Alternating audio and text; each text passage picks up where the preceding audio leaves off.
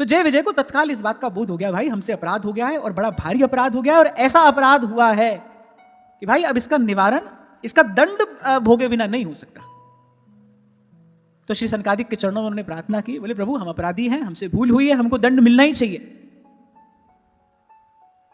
पर लेकिन इतनी कृपा आप हम पर करें, हम अधमाधम किसी भी योनि में जाएं, काम क्रोध लोभ इन सब के अधीन हो जाएं, पर इतनी कृपा आपकी हम पर हो कि एक क्षण के लिए भी हम अपने प्रभु को भूले नहीं। ऐसी मति दीजै मेरे ठाकुर, सदा सदा तुद त्याही। ऐसी मति दीजै मेरे ठाकुर, सदा सदा तुद त्याही। तुम करो दया मेरे साईं, तुम करो दया मेरे साईं। और मैं कहता हूं कोई भी भजन में लगाए, आप साधक नहीं बन सकते तो वही बाधक तो मत बनो। भजन में विघ्न उत्पन्न करना, साधन में विघ्न उत्पन्न करना, यज्ञ आदि में विघ्न उत्पन्न करना, ये तो असुरों का काम है। ये कार्य तो असुर क्या करते हैं, ऋषि मुनि यज्ञ कर रहे हैं, वो आकर विघ्न उपस्थित करते हैं, ये तो आसुरी कृत्य है। तभी तो श्री सनकादिक ने श्राप दिया कि भाई हम भगवान से मिलने जा रहे हैं और तुम बीच में हमारा रास्ता रोक रहे हो, ये तो आसुरी कृत्य है। जीव को भगवान से मिलने से रोकने वाला तो भाई असुरी हो सकता है। इसीलिए उनको श्राप दिया कि जाओ ऐसी अधम योनि में ही जाकर जन्म लो, तुम यहां पर रहने के योग्य नहीं हो, तुम्हारी भेद बुद्धि है। भगवान के द्वार पर भेद बुद्धि रखने वाला कैसे खड़ा हो सकता है। श्री डोंगरे जी महाराज तो ये बात कहा करते थे, माताओं बहनों से विशेष कहा करते थे। वो कहते थे कि भाई माताओं बहनों के अधीन होती है रसोई, जब वस्तु दी जाए और उसमें भी जब विशेष रूप से जब प्रसाद का वितरण किया जाए, किसी भी प्रकार से भेद बुद्धि नहीं रखना चाहिए। हो जाती है ये भूल हमसे, प्रसाद में वस्तु बुद्धि होगी तो देने में भेद बुद्धि भी होगी। ऐसी छोटी सी बात ध्यान में आ गई तो मैंने कह दी। प्रसाद में आपकी वस्तु बुद्धि होगी तो देने में आपकी भेद बुद्धि भी होगी। सामने जो रखा है सब प्रसाद है, तो भाई जो सामने आया है वही उसको प्राप्त करने का अधिकारी है। प्रसाद बांटने में तो इस बात का विशेष ध्यान रखना चाहिए।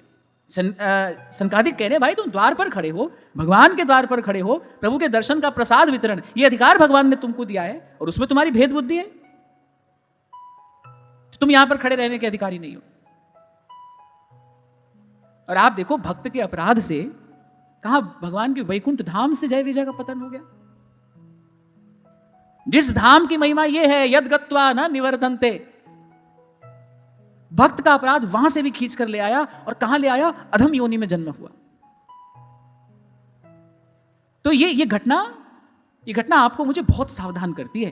भाई भजन साधन थोड़ा हो अधिक हो, लेकिन मैं सदा आपसे कहता हूं हमारा प्रयास ये होना चाहिए अपराध रहित होना चाहिए। पूर्ण रूपेण सावधान रहोगे तो भी कोई भूल हो जाएगी, पर भगवान कहते हैं भाई हमारी सेवा में तुमसे 10 भूल हो जाए, 100 भूल हो जाए, अवगुण करे समुद्र सम गिनत ना अपनो जान, उसको तो भगवान गिनते भी नहीं। पर कह रहे भाई हमारे भक्तों का अपराध हम सहन नहीं कर सकते, संत की अवज्ञा हम सहन नहीं कर सकते। और संत का अपराध है क्या, मैं फिर स्पष्ट करता हुआ आगे चलूं। आपकी किसी भी क्रिया से, किसी भी चेष्टा से सहज भगवान के चिंतन में लगा हुआ जो मन है संत का, वो यदि असहज हो गया तब आपने अपराध किया। इसलिए संतों गुरुजनों के आसपास कुछ भी कहने करने से पहले सोचना चाहिए, विचारना चाहिए, सावधान रहना चाहिए। संत भक्त का अपराध हो गया, गुरुजनों की अवज्ञा हो गई, फिर भाई इसका दंड भोगे बिना इसका निपटारा नहीं होता, इससे छुटकारा नहीं होता। अरे भाई अपनी ओर देखें तो मुझे तो नहीं लगता कि भगवान दंड दें और हम उसको सहन कर लेंगे, हम झेल लेंगे। मुझे तो बड़ा डर लगता है भाई इस बात से तो बड़ा डर लगता है। और मुझे लगता है इससे डरते ही रहना चाहिए, यही डर ही डरप हरिवंश है। और मुझे ऐसा लगता है कि सेवक को थोड़ा संकोची होना ही चाहिए। संकोच सेवा करना ये सेवा की गरिमा को बढ़ाता है। सेवक को थोड़ा संकोची होना ही चाहिए। ना तुलसी बाबा कहते हैं बोले जो सेवक साहिब ही संकोची, बोले ऐसा कौन सा सेवक होता है जो अपने स्वामी को ही संकोच में डाल दे। जो सेवक साहिब ही संकोची, ऐसा कौन सा सेवक है भाई जो अपने स्वामी को ही दुविधा में डाल दे, अपने स्वामी को ही संकोच में डाल दे।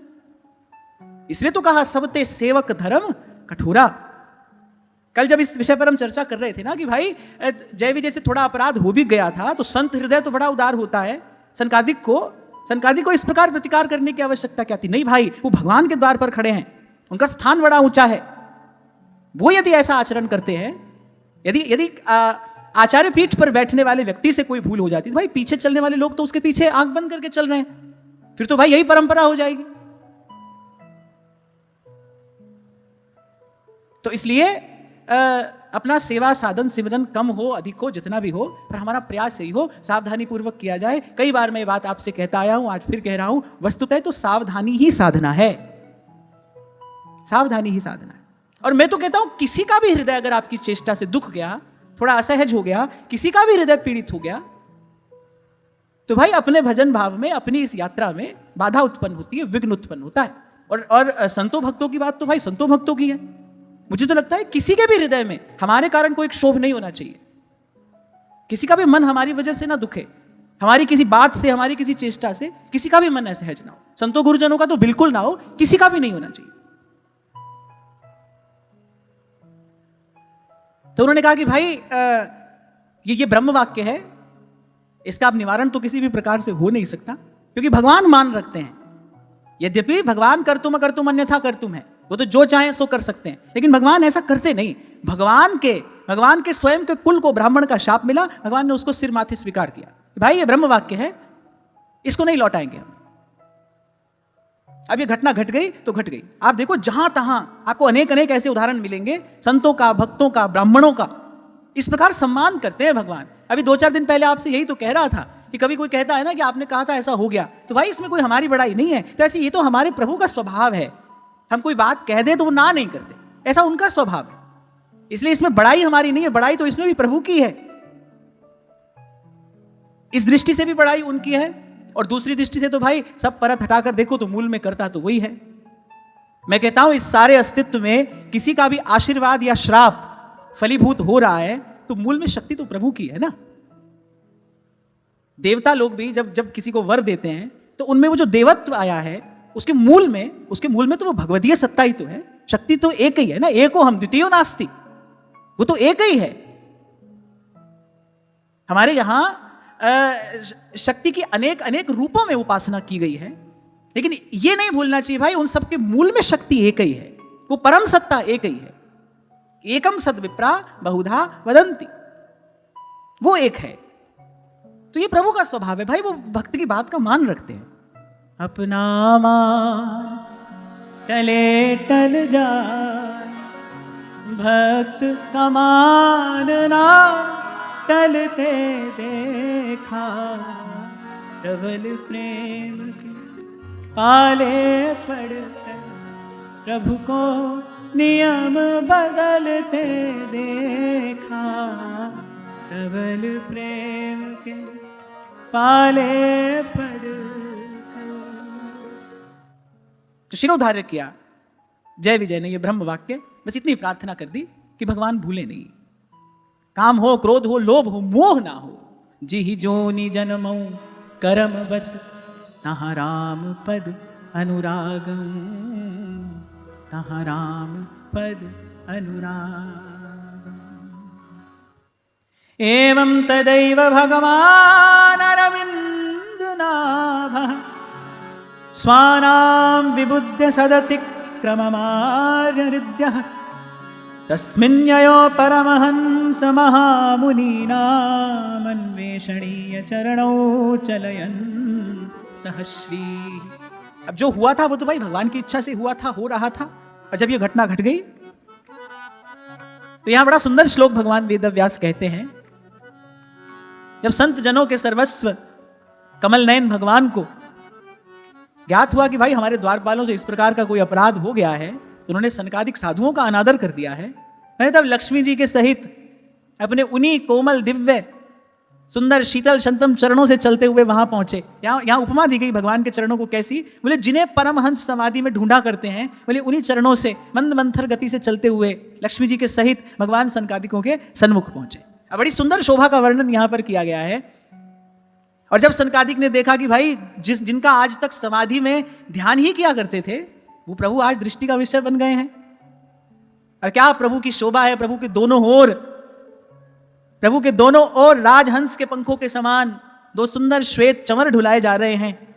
और जो प्रभु के सिर पर जो सुंदर दिव्य छत्र शोभायमान है, कह रहे ऐसी शोभा हो रही है जब पार्षद चंवर ढुलाते हैं तो कह रहे वो जो चंवर की जो मोतियों की झालर है वो थोड़ी थोड़ी हिलती है। और सनकादिकों को ऐसा लगा, बोले शोभा ऐसी हो रही है जैसे चंद्रमा से अमृत की बूंदें झर रही हो। वो मोती की झालर जब हिलती है ना चंवर ढुलाए जाने से, कह रहे ऐसी शोभा होती है जैसे चंद्रमा से मोती की बूंदें अमृत की बूंदें झर रही हो। श्रीमन्नारायण नारायण श्रीमन्नारायण नारायण नारायण श्रीमन्नारायण नारायण श्रीमन्नारायण नारायण नारायण। प्रभु के रूप का प्रसाद बांटता जब कोई श्लोक आता है ना श्रीमद् भागवत में, तो मुझे ऐसे लगता है कि जैसे ज्ञान वैराग्य की चर्चा करते करते और भगवान वेदव्यास थोड़ा सा बीच में अमृत का सिंचन कर देते हैं, जैसे अमृत का छींटा मार दिया। जब भगवान के रूप की बात आती है ना, नाम की महिमा आती है, वो भी बड़ी बड़ी मीठी बड़ी प्रिय लगती है। लेकिन जब भगवान वेदव्यास इस समाधि भाषा के माध्यम से भगवान के उस रूप का कुछ दर्शन कराते हैं ना, उसका जब कुछ अनुभव कराते हैं, तो ऐसा लगता है जैसे जैसे अमृत का सिंचन भगवान वेदव्यास कर रहे हो। कृष्ण प्रसाद सुमुखम स्पृहणीय धाम स्नेहावलोक कलया हृदि संस्पृशंतम श्यामे पृथावुरसि शोभितया श्रिया स्वचूड़ामणिं सुभगयन्तमिवात्मदिश्यम्। यानी सब सद्गुणों के आश्रय भगवान हैं, सब गुण भगवान का सेवन करते हैं। यद्यपि वो गुणातीत हैं, पर गुण अपने आप को कृतार्थ समझते हैं भगवान के श्री विग्रह की सेवा में लगाकर। और कह रहे मुखमंडल कैसा है कि जैसे अकारण ही जीव मात्र पर अगाध अबाध करुणा की वर्षा भगवान करते हो। और यहां एक बड़ी सुंदर बात कही गई, कह रहे अपनी स्नेहमयी चितवन से वे भक्तों के हृदय का स्पर्श करते हैं। यहां एक बात ध्यान से सुनना, गुरु आपका स्पर्श कैसे करता है? अपने शब्द से। गुरु आपकी चेतना को छूता है अपने शब्द से। गुरु का स्पर्श ऐसे ही ग्रहण किया जाना चाहिए। गुरु स्पर्श करेगा भी शब्द से। जैसे आपको कहता हूं ना, गुरु के लिए कान है, नेत्र प्रभु के लिए है। गुरु आपका स्पर्श ही करता है, आपकी चेतना को छूता है, उसको परिवर्तित करने के लिए अपने शब्द से। यहां प्रत्यक्ष परोक्ष रूप से गुरु का सेवन कैसे किया जाना चाहिए और गुरु का शिष्य के प्रति आचरण कैसा हो, इसका वर्णन महापुरुषों ने किया है। गुरु का आचरण कैसा हो, शिष्य का आचरण कैसा हो। गुरु शिष्य का स्पर्श करे तो आप अपने शब्द से स्पर्श करें। क्यों? क्योंकि जो गुरु सत्ता है वो ज्ञान के रूप में किसी भी देह में विराजमान होती है। ये बात तो मुझे बार बार कहनी पड़ेगी और मैं कहता रहूंगा कि जब जब गुरु शब्द आपके ध्यान में आए तब तक कोई देह कोई आकार नहीं आना चाहिए। और 99.9 साधकों से यही भूल होती है। जैसे ही गुरु जीवन में आता है उनकी चेतना 2 हिस्सों में बंट जाती है। और फिर गुरु की महिमा के जितने वाक्य शास्त्रों में या पुराणों में कहे गए हैं या संतों भक्तों की वाणियों में भी मिलते हैं, आज के समय में देखा जाता है उसका दुरुपयोग अधिक होता है। कुछ दिन पहले हम चर्चा कर रहे थे ना भाई, व्यास जी ने स्पष्ट कहा संत सभई गुरुदेव है। जैसा आदर आपका अपने गुरु के चरणों में है, जिसको आप अपना गुरु कहते हैं, जैसा आदर आपका अपने गुरु के चरणों में है, वैसा ही आदर सब संतों के चरणों के प्रति होना चाहिए। क्योंकि वही गुरु सत्ता सब संतों के हृदय में विराजमान है, प्रकाशमान है, शोभायमान है। बलिहारी उस घट के जा घट परगट होए। चलो मैं कहता हूं इष्ट में तो अपने भाव के अनुसार आप कह सकते हैं कि भाई नहीं हम इनका भजन करेंगे, हम इनका भजन करेंगे। गोस्वामी जी ने भी कह दिया तुलसी मस्तक तब नवे जब धनुष बाण लो हाथ। यहां तो आपको ये स्वतंत्रता है कि नहीं भाई हम तो इसी रूप का ही भजन करेंगे। लेकिन जब संत की बात आए तब भेद नहीं किया जाता है, तब भेद नहीं किया जाना चाहिए। संत सभय गुरुदेव है, व्यास ही यह प्रति। इसलिए कुछ दिन पहले मैंने आपसे कहा था गुरु अष्टावक्र जैसा हो या सुंदर सुदर्शन हो, गुरु तो गुरु है भाई। और मैं तो एक और बात भी कहता हूं भाई, मेरा तो मानना यह है देह की ओर दृष्टि जाए तो मन में विकार उत्पन्न होना अवश्यम भावी है। यदि आप देह पर दृष्टिपात करेंगे तो विकार उत्पन्न होगा ही। सुंदर होगा, जिसको आप देख रहे हैं, यदि वो सुंदर हुआ तो दूसरे प्रकार का विकार उत्पन्न होगा, और यदि उसके रूप में किसी प्रकार का कोई अभाव हुआ तो दूसरे प्रकार का विकार उत्पन्न होगा। ध्यान रखना, संसार पर जब दृष्टि जाएगी परिणाम द्वंद्व है, भला बुरा, शुभ अशुभ, मान अपमान, निंदा स्तुति। संसार को जब देखोगे उसका परिणाम द्वंद्व है, क्योंकि द्वंद्व से बना यह संसार है। और जैसा जल हो कूप में वैसा बाहर आए, कुएं में जैसा पानी होगा वैसा ही बाहर आएगा। द्वंद्व से संसार बना है, इसको जब देखोगे द्वंद्व ही हाथ आएगा। ये जो आपको कहा जाता है ना भाई सब में प्रभु का दर्शन करना, इसलिए क्योंकि भाई अगर संसार को देखा तो द्वंद्व से मुक्त नहीं हो सकते। और उसमें भी मैं कहता हूं कि गुरु का दर्शन तो इसी पवित्र दृष्टि से करना चाहिए। गुरु के हृदय में विराजमान, कबीर कह रहे बलिहारी उस घट के। किसको प्रणाम कर रहे हैं कबीर? कह रहे बलिहारी उस घट के, जा घट परगट होए।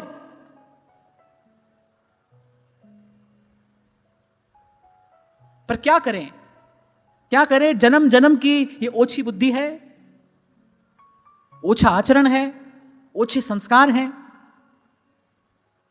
और अभी कह रहा था मैं आपसे, जैसा जल हो कूप में वैसा बाहर आए। मैं बड़ी क्षमा याचना पूर्वक की बात कह रहा हूं प्रसंग उपस्थित होने पर। मुझे जीवन में मुट्ठी भर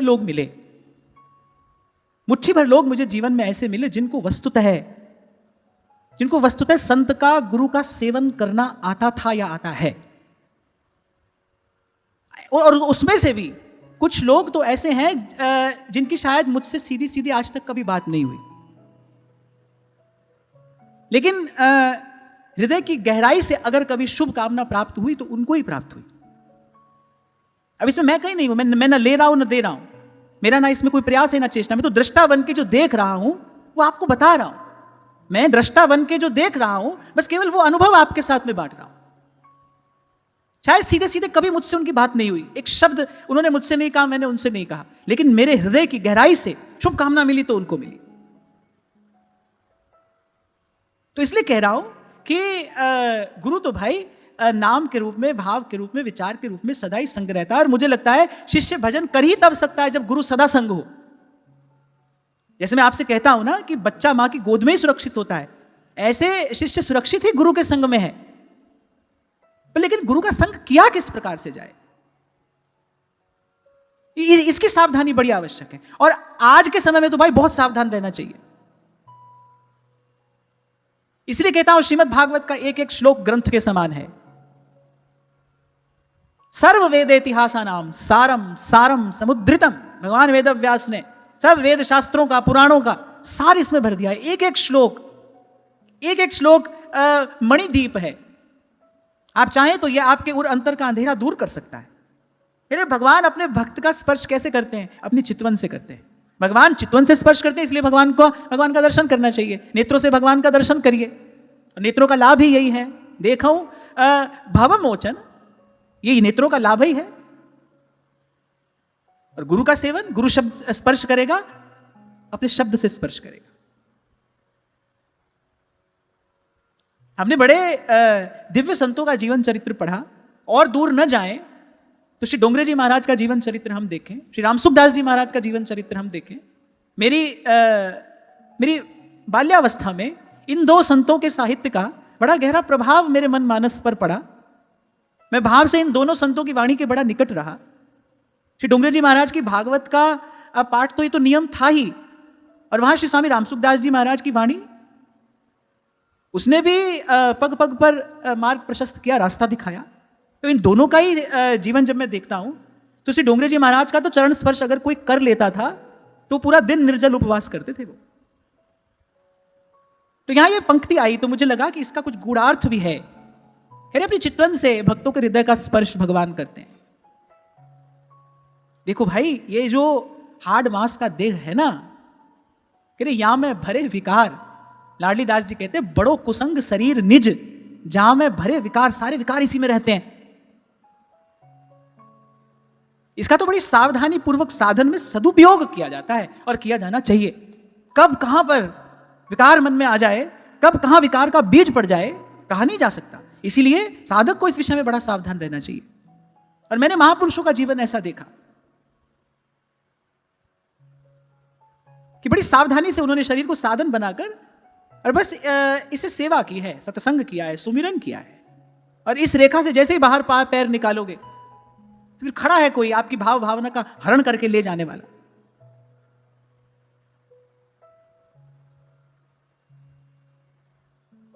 तो चलो हम तो वापस श्लोक की ओर चलें। आई भगवान की सौम्य मुख मुद्रा कैसी है, करुणा की वर्षा भगवान कर रहे हैं और अपनी स्नेहमयी चितवन से भक्तों के हृदय का स्पर्श कर रहे हैं। ये बात मुझे इतनी मीठी, इतनी प्यारी लगी। आहा, कैसे छूते हैं भगवान, अरे अपनी दृष्टि से स्पर्श करते हैं, अपनी चितवन से छू लेते हैं भगवान।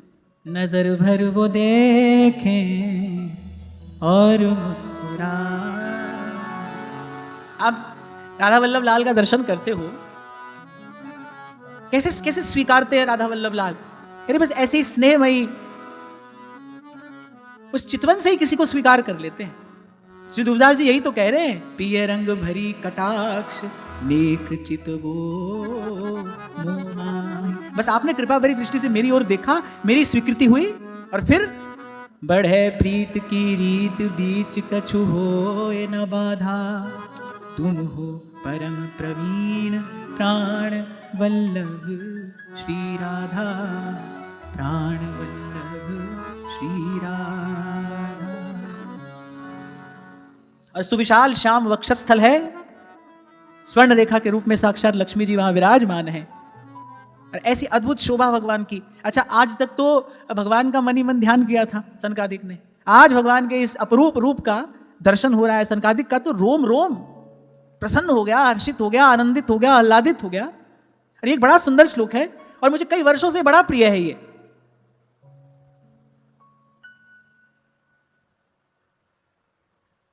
और यहां ये तो याद है ना आपको, ये घटना सुना कौन रहा है? ब्रह्मा जी देवताओं को सुना रहे हैं। तब ब्रह्मा जी ने कहा, मेरे महादेव जी के और तुम सबके जो आराध्य हैं और तुम्हारे हमारे मंगल के लिए, कल्याण के लिए जिन्होंने ऐसा दिव्य श्री विग्रह धारण किया है, इन्हें सनकादिकों ने प्रभु के उस दिव्य श्री विग्रह को मस्तक झुकाकर प्रणाम किया। श्रीमन नारायण नारायण, श्रीमन नारायण नारायण नारायण, श्रीमन नारायण नारायण, श्रीमन नारायण नारायण नारायण। प्रभु की अद्भुत छवि ऐसी है, अपलक सनकादिक निहार रहे हैं। दिव्य पार्षद भगवान के संग हैं, लक्ष्मी जी साथ में हैं, सौम्य मुख मुद्रा है, प्राणी मात्र को शीतल कर देने वाली मंद मंद मुस्कान है जिससे अमृत झर रहा है। ऐसे ऐसे रूप का दर्शन श्री सनकादिक ने किया। और एक बड़ा सुंदर श्लोक है, तस्यारविंद नयन सपदारविंद किंजल कमिश्र तुलसी मकरंद वायु अंतर्गतः स्वविवरेण चकार तेषां संक्षोभमक्षर जुषामपि चित्ततन्वो। अब कहते सनकादिक मुनीश्वर तो सदा ब्रह्मानंद में मग्न रहते हैं, तभी तो उनकी ऐसी आबाद गति है, वो सदा ब्रह्मानंद में मग्न रहते हैं। इसीलिए तो जय विजय द्वारा किया गया जो व्यवहार था उसने उनको असहज किया। बोले भगवान के द्वार पर यह भेद बुद्धि नहीं होनी चाहिए, और भेद बुद्धि करने वाला भगवान के द्वार पर रह कैसे सकता है? वो यहां रहने का अधिकारी नहीं है, इसलिए हटो यहां से। कह रहे वो तो सदा ब्रह्मानंद में मग्न। फिर मैं आपसे कहूं, संत का अर्थ ही यही है जो समत्व को उपलब्ध हुआ है, जिसकी भेद बुद्धि समाप्त हो गई है, जो प्रभु के अतिरिक्त कुछ और नहीं देखता, जिसे प्रभु के अतिरिक्त किसी और का, कुछ और का, कहीं और दर्शन नहीं होता। मैं सेवक सचराचर रूप राशि भगवान। ये जो अनन्य शब्द है ना, इसको बड़ी बड़ी सावधानी पूर्वक विचार कर समझकर ग्रहण किया जाना चाहिए। अनन्य का अर्थ अपने अपने इष्ट की महिमा का मंडन और किसी दूसरे का खंडन नहीं होता, क्योंकि जिससे दूसरा दिखाई पड़ रहा है वो तो अनन्य है ही नहीं। जिसको दूसरा भी दिखाई पड़ रहा है वो अनन्य नहीं है, सोई अनन्य। तुलसी बाबा कह रहे हैं, सोई अनन्य जाके असी मति न टरई हनुमंत। सब दिन सब रात सर्वकाल सर्वत्र जिसकी ऐसी मति है कि भाई प्रभु के अतिरिक्त कोई और है नहीं, था नहीं, होगा नहीं, वासुदेव सर्वमिति, जिसकी ऐसी मति हो गई है, इस सिद्धांत में जिसकी मति स्थित हो गई है, जो स्थित प्रज्ञ हो गया है, वो अनन्य है। वो अनन्य है। अनन्यता एक बात होती है, संकीर्णता दूसरी बात होती है, कट्टरता और तीसरी बात होती है। पर यहां अनन्यता की बात है, जिसको प्रभु कहते हैं कोई दिखाई नहीं देता, जिसको उस सत्य का बोध हो गया है, जिसकी गुरु की कृपा से जिसके भीतर ज्ञान का प्रकाश हो गया, जिसने देख लिया, जान लिया, भाई ये जो है ये उसी का ही तो पसारा है। जी जंत सब तुद उपाय, जित जित पाणा तित तित लाए, सब किछ कीता तेरा होवे, सब किछ कीता तेरा होवे, नाहिन किछ असाड़ा जी। तू मेरा राखा सबनी थाई, तापो के हाड़ा जी।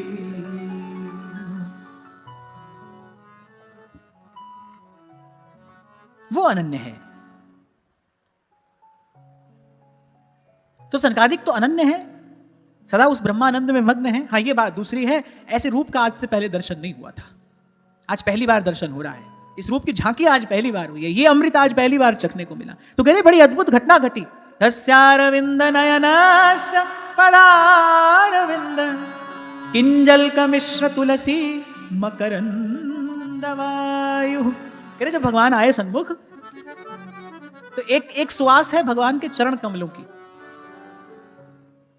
और फिर एक सुवास है जो भगवान के अनन्य भक्त, जो परम भागवत वहां वैकुंठ में निवास करते हैं, वो जिस सुंदर दिव्य श्री तुलसी दल से भगवान के श्री चरणों का अर्चन आराधन करते हैं, अब श्री चरणों की सुवास और उन पर चढ़ी हुई उस दिव्य तुलसी की गंध, कह रही है जो दोनों सुवासें सुमिश्रित होकर जब नासिका रंध्रों से भीतर प्रविष्ट हुई, तो जैसे जब जनक जी ने पहली बार दर्शन किया था ना दोनों भ्राताओं का, कह रहे ब्रह्मानंद भूल गए थे। वो जो समाधि का सुख जनक जी लिया करते थे, वो समाधि का सुख भूल गया, वो सब फीका सा लगने लगा। कह रहे ऐसे ही जब भगवान के श्री चरणारविंद की और उस पर निवेदित उस दिव्य तुलसी की उस सुमिश्रित गंध जब नासिका से भीतर प्रविष्ट हुई,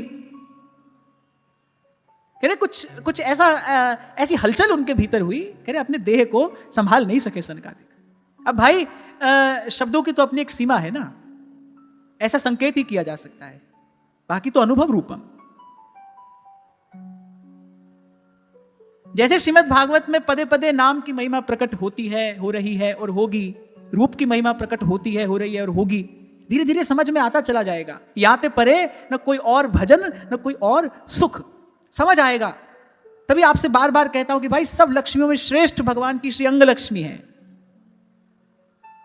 काम को परास्त करने वाला भगवान का रूप ही है। श्री कृष्ण ही अच्युत हैं, उन्होंने काम को पराजित किया है। मन बुद्धि यदि निष्काम होंगे तो इसी रूप ध्यान की कृपा से होंगे, जब रूप का प्रकाश उर अंतर में होता है। श्याम बिना जग खारो लागे, श्याम बिना जग खारो लागे, जगरी बाता कांची, मायरी माय सावरे सावरे। और भक्तों की वाणी के गहन चिंतन से समझ में आता है। अच्छा, मीरा जी केवल भावुक नहीं है, मीरा जी की वाणी इस बात का प्रमाण है कि वो जन्म जन्म की योगिनी है।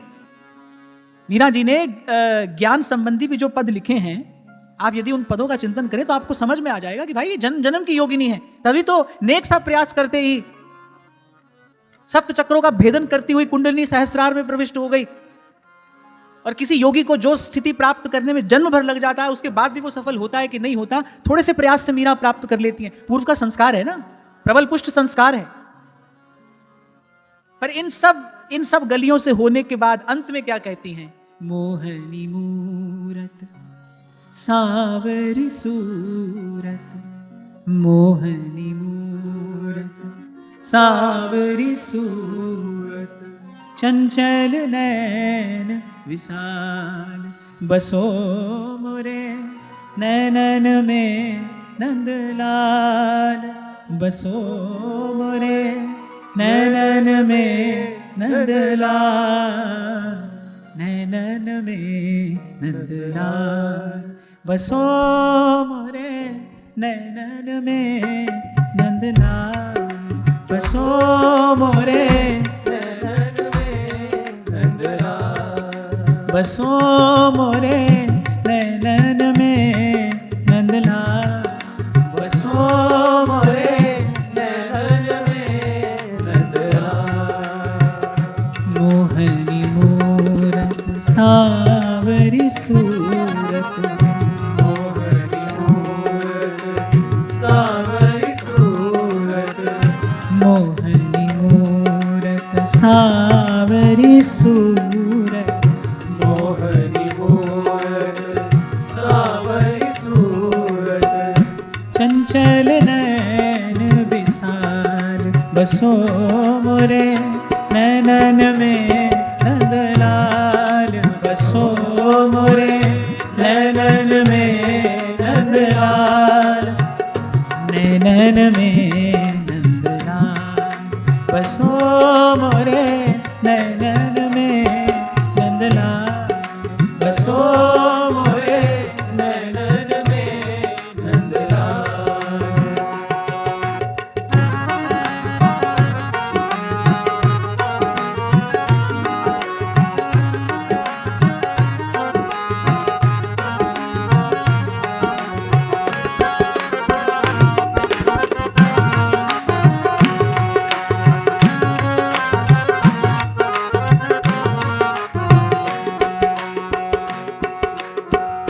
अधर मधुर पर मुरली राजत अधर मधुर पर मुरली राजत चंचल नैन विशाल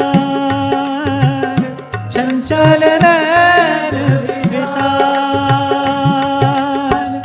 मीरा प्रभु संतन सुखदाई मीरा प्रभु संतन सुखदाई भगत बछल गोपाल बसो मोरे नैनन में नंदलाल बसो मोरे नैनन में नंदलाल नैनन में नंदलाल बसो मोरे नैनन में नंदलाल बसो मोरे नैनन में नंदलाल बसो मोरे नैनन में नंदलाल बसो मोरे नैनन में नंदलाल अधर मधुर पे मुरली राजत आधार मधुर मुरली राजत चितवन नैन विशाल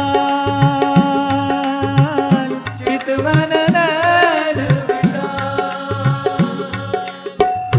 मीरा प्रभु संतन सुखदाई मीरा प्रभु संतन सुखदाई मीरा प्रभु भगत बछल गोपाल बसो मोरे नैनन में नंदलाल बसो मोरे नैनन में नंदलाल नैनन में नंदलाल बसो मोरे नैनन में नंदलाल बसो मोरे नैनन में नंदलाल बसो मोरे नैनन में नंदन नैनन में नंदलाल नैनन में नंदलाल। इसलिए संत कह रहे हैं जो लो तो है नंद को कुमार नहीं दृष्टि पर रसखान कह रहे हैं पूरन पुण्यन ते रसखान जी मोहनी मूरत आए निहारी।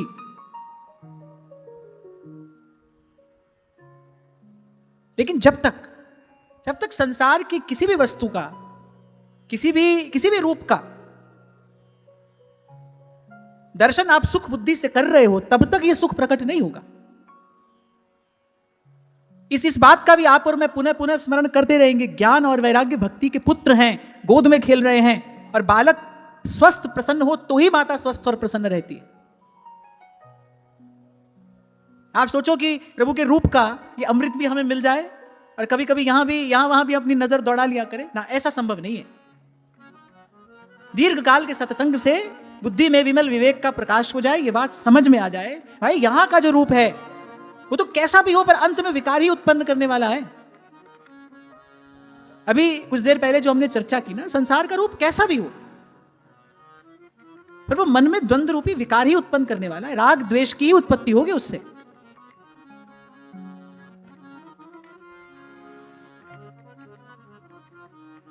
और जैसे इस बात पर हम कई बार चर्चा करते आए ना, भाई वही स्वस्थ रहेगा जो पहले अपनी आवश्यकता कम कर लेगा और फिर उस आवश्यकता से भी थोड़ा कम ले लेगा। यहां से इसकी ओर देखकर हंसे तो फंसे। सीधे सरल शब्दों में अगर मैं कहूं, यहां इस ओर आप देखकर हंसे तो आप हंसे। और आज ये दो बातें तो बड़े बड़े काम की, बड़ी महत्वपूर्ण हमारे हाथ में आ गई। कभी नहीं कहना चाहिए संतों से, महाराज जी हमारे सर पे हाथ रख दो, हमारे सर पे हाथ रख दो, कभी नहीं कहना चाहिए। और ना ही लपक लपक कर संतों के चरणों से लिपटने की चेष्टा करनी चाहिए। ये दो बात समझ लीजिए। संत आपका स्पर्श करेगा, गुरु आपका स्पर्श करेगा तो अपने शब्द से स्पर्श करेगा, भगवान स्पर्श करेंगे तो अपनी दृष्टि से स्पर्श करेंगे।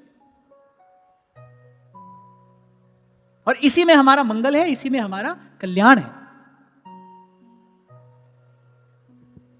तो सनकादिक के तो सब मनोरथ पूर्ण हो गए।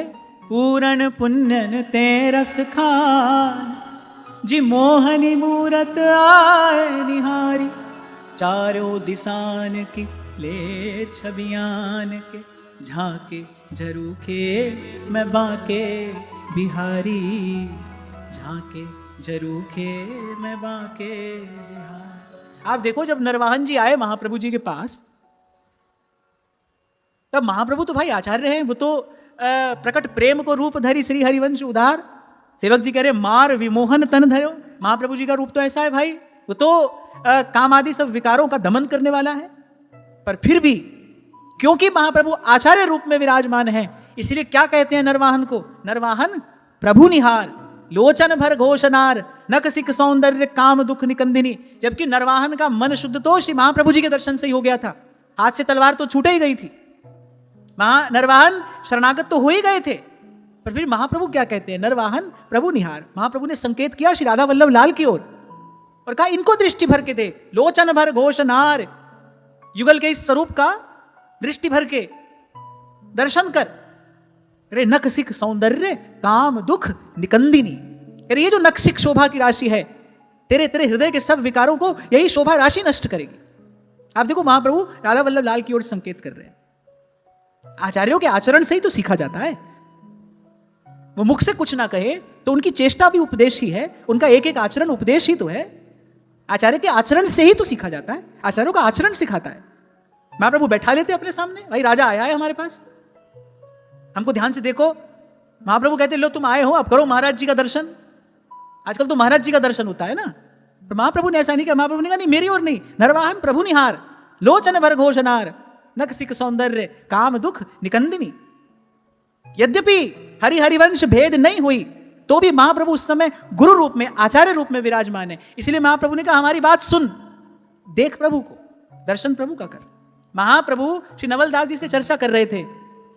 महाप्रभु के मुख से जो अमृत वाणी निस्सृत हो रही थी, नरवाहन जी के हृदय का अंधकार तो उसका श्रवण करके ही दूर हो गया था। महामोह तम पुंज जासु वचन रवि करहि निकरी, जासु वचन रवि करहि निकरी। और फिर महाप्रभु का आचरण, वो भी तो आपको मुझे कुछ संकेत कर रहा है।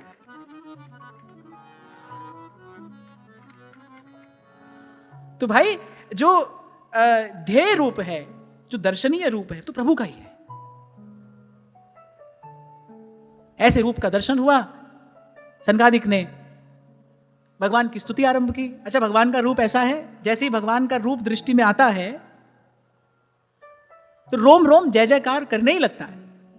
कृष्ण जिनका नाम है, वृंदावन जिनका धाम है, ऐसे श्री भगवान को बारंबार प्रणाम है, बारंबार प्रणाम है। महाप्रभु कहते हैं ना, खेलत रास दुलहिनी दूलहु सुनहु न सखी सहित ललित आदिक निरख निरख नयनन किन फूलम। तो आज इतनी बात स्पष्ट हो गई, कान है गुरु का शब्द सुनने के लिए, आंख है भगवान का दर्शन करने के लिए, पर पहले सुना जाता है। कहने वाला कहता है सुना है, लोग उन्हें आंख भर के देखते हैं, चलो हम भी कुछ देर ठहर के देखते हैं। पहले महिमा सुनी, फिर दर्शन की इच्छा हुई, दरस तेरे की प्यास मन लागी। तो भाई दर्शन प्रभु का, देखो भर लोचन हरि भव मोचन इहै लाभ शंकर जाना। और फिर यहां तो भगवान वेदव्यास कह ही रहे हैं, ऐसे छू लेते हैं भगवान, जीवात्मा का स्पर्श करते हैं, उसको स्वीकार करते, कैसे ऐसे ही प्रेम भरी कृपा भरी स्नेह भरी दृष्टि से उसको देखकर। संत विशुद्ध मिलहि परिते चित वही राम कृपा करीजे। इसलिए तो भाई अनेक अनेक बार आपको कहता हूं, जब आते हो ना यहां, जब बैठते हो यहां, बस उतनी देर के लिए आप सावधान रहो, आपकी सारी शक्ति आपके कानों में सिमट आए। तस्मिन महन मुखरिता मधुभित चरित्र पीयूष शेष सरितः परितः स्रवंती। जो इस प्रकार अपने अपने अपने कानों को पात्र बनाकर और संतों के गुरुजनों के मुख से निश्रित होने वाली भगवत लीला कथा का सावधान होकर पान करता है। सावधान होकर माने एक शब्द भी कहीं इधर उधर बह न जाए। ताये पिबंते वित्रिशो नृप गाढ़ कर्णई स्तान्नस स्पृशंत शनत्रिड भय शोक मोहाह। जैसी स्थिति महाराज परीक्षित को प्राप्त हुई, ऐसी स्थिति प्राप्त हो सकती है अगर कोई इसी भाव से इस भागवत कथामृत का पान करे। पिबंती ये भगवत आत्मनः सताम कथामृतम श्रवण पुटेषु संवृतम पुनन्ति ते विषय विदूषिताशयम व्रजन्ति तच्चरण सरोरुहांतिकम। एक और बात यहां पर दर्शनीय है, विचारणीय है कि अंत में भाई चल के तो भगवान ही आते हैं। सनकादिक भी वहां तक पहुंच गए, 7वें द्वार पर जय विजय ने रोक लिया, फिर भी भाई दर्शन देने के लिए तो भगवान ही चल कर आए ना, प्रभु ही आते हैं जीव के पास। वहां तक भी जीव की गति यदि हो जाए तो भी भाई अनुग्रह करके कृपा करके आते तो भगवान ही है, प्रभु ही, वैकुंठनाथ ही चलकर आए। और भगवान वेदव्यास कह रहे जो चरण परम हंस मुनिजन अपने अपनी अपनी हृदय रूपी गुहा में खोजते रहते हैं लेकिन उनका दर्शन नहीं पाते, कह रहे उन्हीं चरणों से मंद मंद गति से चलते, मंद मंद मुस्कुराते भगवान सनकादिकों के सामने आकर खड़े हुए हैं। श्रीमन नारायण नारायण श्रीमन नारायण नारायण नारायण। यहां सनकादिक यही बात कह रहे हैं। अपनी स्तुति में सबसे पहली बात क्या कही? योऽन्तर्हितो हृदि गतोऽपि दुरात्मना त्वं सोऽद्यैव नो नयनमूलमनन्तराद्धः यर्येव कर्णविवरेण गुहां गतो नः पित्रानुवर्णितर्हा भवदुद्भवे। जिस समय आपसे उत्पन्न हुए हमारे पिता ब्रह्मा जी ने आपका रहस्य, आपका स्वरूप स्वभाव वर्णन किया था, कह रहे श्रवण रंध्रों से तो हमारे अंतर में आप विराजमान हो ही गए थे। अब सनकादिक को भी पहले ब्रह्मा जी से यश श्रवण करने को मिला है। भगवान पहले सुनी, भगवान की कथा सुनी है। कह रहे उस समय हमारे हृदय में आप आविराजे थे। कह रहे पर प्रत्यक्ष दर्शन का ये महान सौभाग्य तो आज हमको पहली बार ही प्राप्त हुआ है। और ये श्रवण कथन कीर्तन किस लिए किया जा रहा है? दरस तेरे की प्यास मन लागी। जैसे स्वर्ण को तपाकर शुद्ध नहीं किया जाता है, जो अशुद्धि आ गई है उसके साथ उसका निवारण किया जाता है। स्वर्ण तो शुद्ध है ही, जो अशुद्धि उसके साथ आ गई है उसका निवारण किया जाता है। ऐसे ही ईश्वर अंश जीव अविनाशी चेतन अमल सहज सुख राशि। जीव तो भगवान का है ही और भगवान जीव के हैं। ये कोई एक पक्षीय संबंध नहीं है ना। हमारे जीवन में क्या है? हम संसार के हैं, संसार हमारा नहीं है, हम हैं इसके। सेठ जी लाड़ लड़ाते रहते अपनी तिजोरी को। तिजोरी को कोई मतलब नहीं होता सेठ से। एक मरेगा दूसरा आ जाएगा। हमको लगता है खेत हमारा, घर हमारा, बंगला हमारा, गाड़ी हमारी, कुर्सी हमारी। इन सब चीजों से कभी पूछो ये भी तुमको अपना मानते हैं? तो ये तो नहीं मानते, तो न जानते ना मानते। तो हमारा जो संबंध है तो एक पक्षी है, बस हमारी ओर से, संसार की ओर से नहीं है ऐसा। लेकिन जब बात प्रभु की हो तो हम राम जी के, राम जी हमारे। संत कहते हैं ऐसा, हम राम जी के, राम जी हमारे। सनकादिक ने श्री जय विजय से यही तो कहा, अरे हम प्रभु के, प्रभु हमारे, तुम रोकने वाले कौन हो, तुम बीच में आने वाले कौन हो।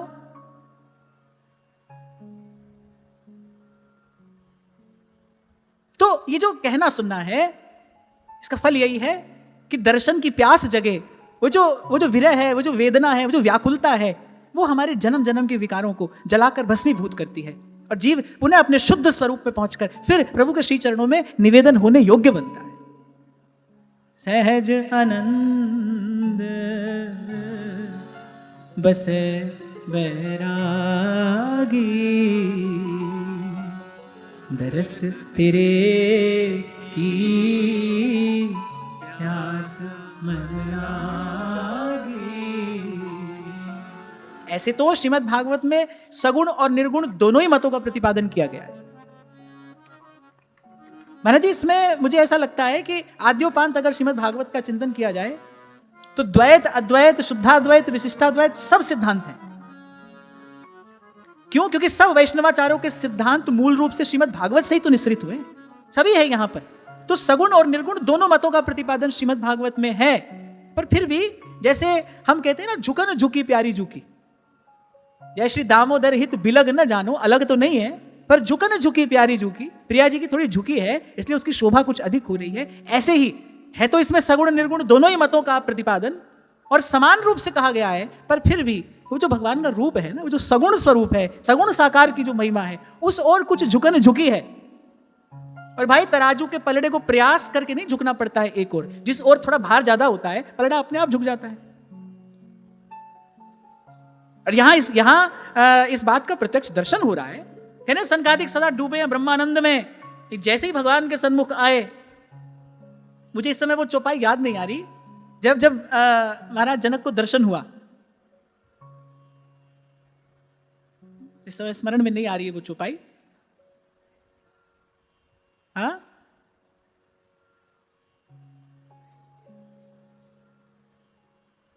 अरे मैं ही कल याद करके आ जाऊंगा। सहज, अरे जोर से बोलो। हाँ, किसी को आती है तो बोलो। आती है? याद है किसी को? ये माता जी की आवाज ही नहीं आ रही मुझे। तुमको आ रही है? सहज?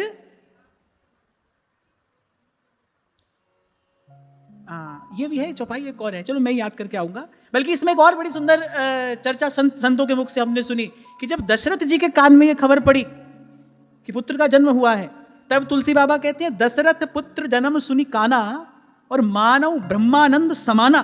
तब तो ब्रह्मानंद के समान सुख मिला।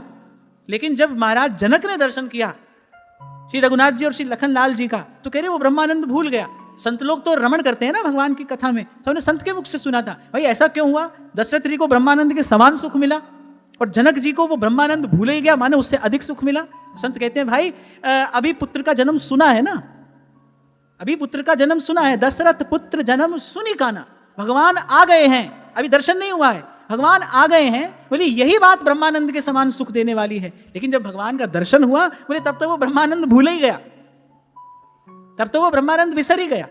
तो यहां अपने आप वो जो भगवान का सगुण साकार रूप है, यहां अपने आप उसकी गुरुता, श्रेष्ठता नहीं क्योंकि निर्गुण भी भगवान नहीं है, तो यहां उसकी गुरुता प्रकट हो जाती है। गुरुता माने तो उसमें थोड़ा भार अधिक है। इसीलिए संतों का वो जो समत्व को उपलब्ध हुए जो संत हैं, उन संतों की जो हृदय रूप तराजू है ना, वो थोड़ी सगुण साकार रूप की ओर झुक जाती है। इसलिए शंकराचार्य कहते हैं मुक्तया अपि विग्रहम कृत्वा तम भजन्ते। यानी जब बाल कृष्णलाल की लीला का नवमंडल से नारद जी दर्शन करते हैं और उसका कीर्तन करते हैं ना, तो एक स्थान पर नारद जी कहते हैं, बोले प्रभु मुझे उन लोगों के लिए बड़ा दुख हो रहा है जो आपके इस रूप का दर्शन करने से पहले मुक्त हो गए, वो जो आपके महामहिम स्वरूप में लीन हो गए, बोले मुझे उनके लिए बड़ा दुख हो रहा है। वो यदि होते तो आज आपके इस स्वरूप का दर्शन करके कृतार्थ हो जाते। कितने कितने ब्रह्मानंद आपकी इस एक झांकी पर न्यौछावर हैं। या छवि को रस खान बिलोकत भारत काम कला निधि कोटि, काग के भाग बड़े सजनी, हरि हाथ ते ले गयो माखन। दौड़ दौड़ कर जाते हैं महादेव, अपनी समाधि छोड़ छोड़ कर जाते हैं महादेव। भाई एक एक झलक प्रभु को निहार आए। अब भाई ऐसे तो सृष्टि में जो हो रहा है वहीं पर बैठे बैठे दर्शन करते ही रहते हैं, उनकी दृष्टि से क्या बचा है? शिव सर्वभूताधिवास है, प्रसन्न प्रसीद प्रभो सर्वभूताधिवासम। सर्वभूताधिवास है, सबके हृदय में विराजमान है, उनसे क्या छिपा है? पर लेकिन भाई भगवान के उस दिव्य विग्रह का, भगवान के उस सगुण साकार स्वरूप का दर्शन करने के लिए दौड़ दौड़ कर महादेव आते हैं। मैया दर्शन नहीं कराती, भिक्षा मांगते हैं। एक जोगी खड़ा है तेरे द्वार, दिखा दे मुख लाल। अब भाई महादेव को तो अपने अपने उरंतर में सदा ही प्रभु का दर्शन हो रहा है, लेकिन वो जो भगवान का सगुण साकार विग्रह है ना, जिसके लिए सूरदास कहते देखो माई सुंदरता को सागर। तेरे भरे रहे भंडार, दिखा दे मुख लाल का। एक जोगी खड़ा है तेरे द्वार, दिखा दे मुख लाल। लेकिन संकादिक यहां ये स्पष्ट करते हैं, तम त्वाम वेदाम भगवन् परमात्म तत्वम तत्मेन संप्रति रतिं रचयन्त्यमेषाम् यत्तेनुताप विदितैर्दृढ़ भक्ति योगैरुद्ग्रन्थयो हृदि विदुर्मुनयो विरागा। कि आप ही परमात्म तत्व हैं। इस समय इस विशुद्ध सत्वमय विग्रह से आप अपने भक्तों को आनंदित कर रहे हैं, लेकिन इसका दर्शन किसको होता है? ये जो सगुण साकार आपकी मूर्ति है, जो आपका दिव्य विग्रह है, फिर ये उपलब्ध किसको होता है, प्राप्त किसको होता है? फिर राग और अहंकार से, राग द्वेष आदि द्वंद्वों से मुक्त वो जो आपके भक्त हैं, फिर दृढ़ भक्ति योग से, जिन्होंने अपने हृदय को शुद्ध करके पवित्र करके आपके आसन को सजाया है, अपने हृदय को ही जिन्होंने आपका मंदिर बनाया है, फिर उसी हृदय में आप इस दिव्य स्वरूप का प्रकाश करते हैं। जाहि न चाही कबहू कछु, तुम संग सहज सने, बसहु निरंतर ताके उर, सोराउर निजगे, सोराउर निजगे। और बस विराम के क्षण में यही कहूं भाई, सारे साधन की सफलता यही है, दरस तेरे की प्यास मन लागी, सहज आनंद बसे बैरागी। और प्रभु के दर्शन की वासना ही उपासना है। गोपियों की जो श्री कृष्ण मिलन की कामना है, वही उनकी भक्ति है ना। वो कामना इतनी तीव्रतम है, वो इतनी प्रबल है कि मार्ग में आने वाले सब अवरोधों को हटाती हुई श्री कृष्ण की ओर बढ़ती है। ये जो भगवान के दर्शन की जो वासना है, यही उपासना है। प्यास जग जाए प्रभु के दर्शन की, उसी रूप का हम भी दर्शन करें। संकादिक जिसका दर्शन कर रहे हैं, ब्रह्मादिक जिसे अपने मन में ध्याते हैं, नारद सतत जिनका अपने मन मंदिर में दर्शन करते हुए जिनकी लीला का गान करते हैं, जो भक्तों का परम धन है, जो भक्तों का जीवन सर्वस्व है, जिसको देख देख कर भक्त जीवन धारण करते। कुंभन दास जी को ले तो गए गोसाई जी कि आप चलिए हमारे साथ, क्योंकि उनकी जो आर्थिक स्थिति थी उसका विचार करते हुए गोसाई जी ने कहा भाई हमारे साथ जाएंगे तो थोड़ा इनका सहयोग हो जाएगा। अभी तो ब्रज की सीमा पार भी नहीं किए थे, संध्या समय, और जतिपुरा की ओर मुख करके कुंभन दास जी फफक फफक कर, छोटा बालक रोता है ऐसे, सुबक सुबक कर रो रहे हैं। हरि तेरी लीला की सुधिया,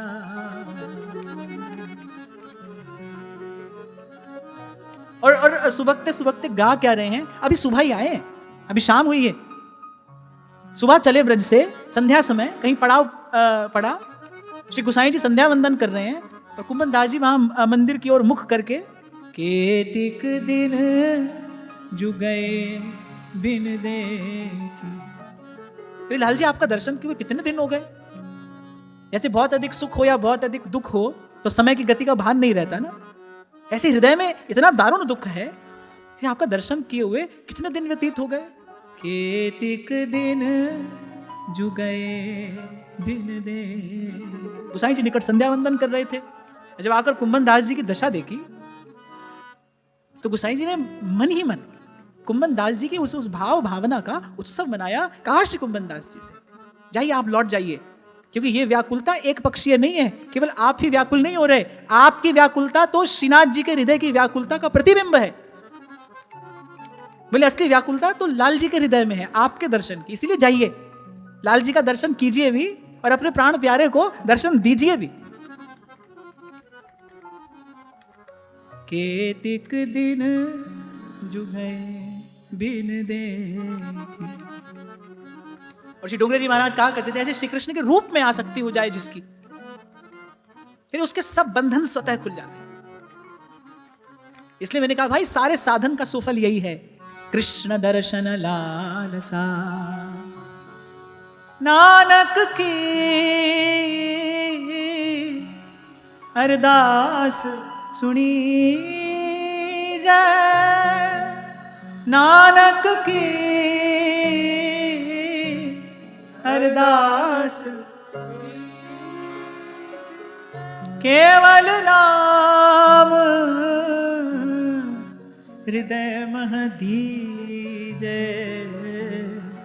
दरस तेरे की प्यास मन लागी। अब भाई गोपियों के तो रोम रोम में श्याम है, तो जित देखूं तित श्याम मई है, सब है, पर फिर भी गोपी कहती है सदा रहत पावस ऋतु हम पर, सदा रहत पावस ऋतु हम पर, जब से शाम सिधा निस दिन बरसत नैन हमार। इसलिए बोली सकी कहती एक बार छवि देखी उसको त्रिभुवन तृण सा लागे है, और जो है यहाँ का सोना अनत का दंपति पाने पागे है।